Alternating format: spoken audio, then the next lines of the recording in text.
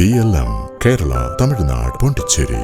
ഇടതുപക്ഷം പരാജയപ്പെട്ടതിന്റെ മുഖ്യ കാരണം വെള്ളാപ്പള്ളിയോടുള്ള സമീപനമെന്ന നിലമ്പൂരിൽ ഇടത് സ്വതന്ത്ര സ്ഥാനാർത്ഥിയായി മത്സരിച്ചിരുന്ന യു ഷറഫ് അലി. വെള്ളാപ്പള്ളിയുടെ വർഗീയ പരാമർശങ്ങളിലെ ഇടതുപക്ഷ നിലപാട് മുസ്ലിംകൾക്കിടയിൽ വലിയ അമർഷമുണ്ടാക്കിയെന്ന് യു ഷറഫ് അലി പറഞ്ഞു.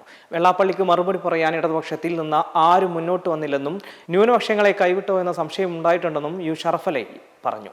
ന്യൂനപക്ഷം ഇടതുപക്ഷത്തിൽ നിന്ന് അകന്നു. ഏറ്റവും കൂടുതൽ അകന്നത് സ്ത്രീ വോട്ടർമാരാണ്. പാർട്ടിയിലെ സജീവമായ അണികളുടെ കുടുംബത്തിൽ നിന്ന് പോലും വോട്ട് ലഭിച്ചില്ല.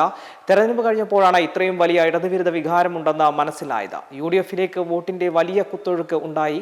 പിണറായി വിജയന്റെ പെരുമാറ്റമൊന്നും തെരഞ്ഞെടുപ്പിൽ ബാധിച്ചിട്ടില്ല. പിണറായിയുടെ പെരുമാറ്റം 5 കൊല്ലം കൊണ്ട് ഉണ്ടായതല്ല, സ്ഥിരം ശൈലിയാണ്. കേരളത്തിൽ CPM തകർന്നാൽ അത് ബാധിക്കുന്നത് ന്യൂനപക്ഷങ്ങളെയാണെന്നും CPM ആണ് മതേതര സംരക്ഷകർ, പാർട്ടി പഠിച്ച് തിരുത്തി തിരിച്ചു വരുമെന്നും യു ഷറഫ് അലി കൂട്ടിച്ചേർത്തു. അതേസമയം തെരഞ്ഞെടുപ്പ് തോൽവിക്ക് പിന്നാലെ SNDP യോഗം ജനറൽ സെക്രട്ടറി വെള്ളാപ്പള്ളി നടേശനെതിരെ CPM നേതാവ് AM ആരിഫും രംഗത്തെത്തി. വെള്ളാപ്പള്ളി മുസ്ലിം വിരുദ്ധത പറഞ്ഞതുകൊണ്ടായിരുന്നുവെന്നും അത് പാർട്ടി പ്രതിരോധിച്ചില്ലെന്നും ആരിഫ് പറഞ്ഞു.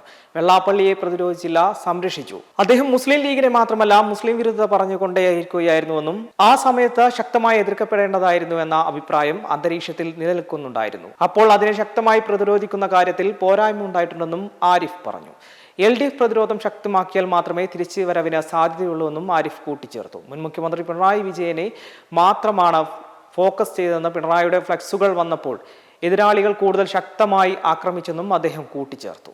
ഇതിനെ പ്രതിരോധിക്കുന്നതിൽ വീഴ്ച സംഭവിച്ചു. CPM-ന്റെ സംഘടനാ സംവിധാനം അടിച്ചുടച്ച് വാർക്കണം. എതിരാളികൾ എത്രത്തോളം ശക്തരാണെന്ന് മനസ്സിലാക്കി പ്രവർത്തിച്ച് തിരിച്ചു വരണമെന്നും അദ്ദേഹം കൂട്ടിച്ചേർത്തു. മെമ്പർമാരുടെ നിക്ഷേപങ്ങൾക്ക് ഉയർന്ന ലാഭവിഹിതം നൽകുന്ന കേന്ദ്ര സർക്കാർ സഹകരണ registered society Bharat Lajna multi state housing cooperative society limited.